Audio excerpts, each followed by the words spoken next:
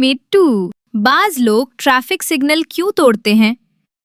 मीटी, बाज लोगों का ख्याल होता कि अगर कोई देख नहीं रहा तो ट्रैफिक सिग्नल तोड़ने में कोई हर्ज नहीं।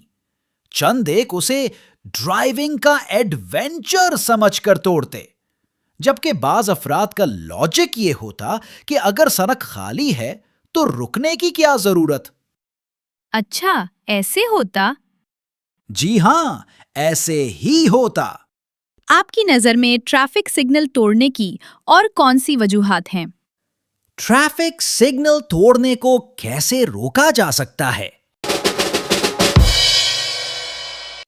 मीटो एंड मेटी की कररी बातें सुनने के लिए हमारे चैनल को लाइक सब्सक्राइब और शेयर करें।